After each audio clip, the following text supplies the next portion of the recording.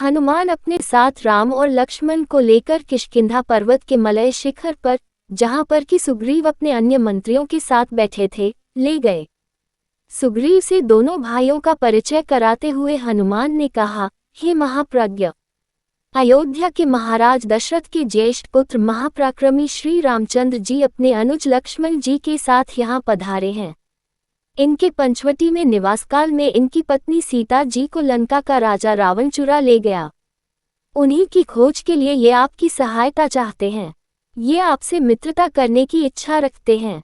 आपको इनकी मित्रता स्वीकार कर इनका यथोचित सत्कार करना चाहिए, क्योंकि ये बड़े गुणवान, पराक्रमी और धर्मात्मा हैं। ये दोनों हमारे लिए परम पूजनीय हैं। राम और लक्ष्मण का परिचय पाकर प्रसन्नचित सुग्रीव बोले, हे प्रभु, आप धर्मज्ञ, परम तपस्वी और सब पर दया करने वाले हैं।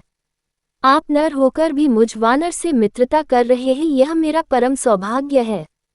आपकी मित्रता से मुझे ही उत्तम लाभ होगा। मेरा हाथ आपकी मैत्री के लिए फैला हुआ है। आप इसे अपने हाथ में लेकर परस्पर मैत्री का अटूट संबंध बना दें। सुग्रीव के वचन सुनकर राम ने अत्यंत प्रसन्न होकर सुग्रीव के हाथ को अपने हाथ में लिया, फिर प्रेमपूर्वक सुग्रीव को छाती से लगा लिया। हनुमान ने भिक्षु रूप त्याग कर अग्नि प्रज्वलित की। राम और सुग्रीव ने अग्नि की प्रदक्षिणा कर मैत्री की शपथ ली और दोनों एक दूसरे के मित्र बन गए। इसके पश्चात राम और सुग्रीव अपने अपने आसनों पर बैठकर परस्पर वार्तालाप करने लगे। सुग्रीव ने कहा, हे राम, मेरे ज्येष्ठ भ्राता वाली ने मुझे घर से निकालकर मेरी पत्नी का अपहरण कर लिया है और मेरा राज्य भी मुझसे छीन लिया है। वह अत्यधिक शक्तिशाली है। मैं उससे भयभीत होकर ऋषिमुख पर्वत के इस मलयगिरी प्रखंड में निवास कर रहा हूँ। आप अत्यंत पराक्रमी और तेजस्वी हैं। आप मुझे अभय दान देकर वाली के भय से मुक्त करें। सुग्रीव के दीन वचन सुनकर राम बोले, हे सुग्रीव, मित्र तो उपकार रूप फल देने वाला होता है। मैं अपने तीक्ष्ण बाणों से तुम्हारी पत्नी के हरण करने वाले वाली का वध कर दूंगा। अब तुम उसे मरा हुआ ही समझो।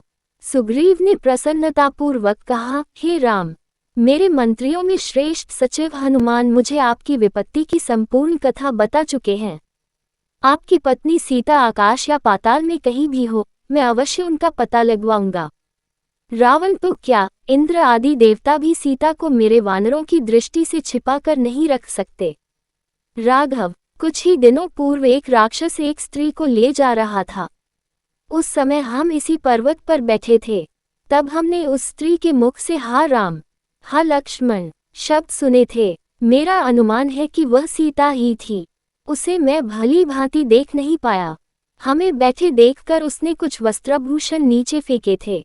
वे हमारे पास सुरक्षित रखे हैं। आप उन्हें पहचान कर देखिए, क्या वे सीता जी के ही है। ये कहकर सुग्रीव ने एक वानर को वस्त्राभूषणों को लाने की आज्ञा दी। उन वस्त्राभूषणों को देखते ही राम का धीरज जाता रहा।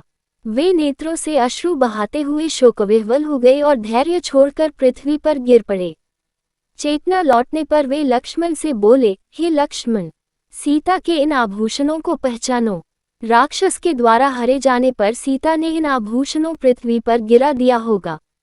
लक्ष्मण ने कहा, भैया, इन आभूषणों में से न तो मैं हाथों के कंकनों को पहचानता हूँ, न गले के हार को और न ही मस्तक के किसी अन्य आभूषणों को पहचानता हूँ, क्योंकि मैंने आज तक सीता जी के हाथों और मुख की ओर कभी दृष्टि नहीं डाली।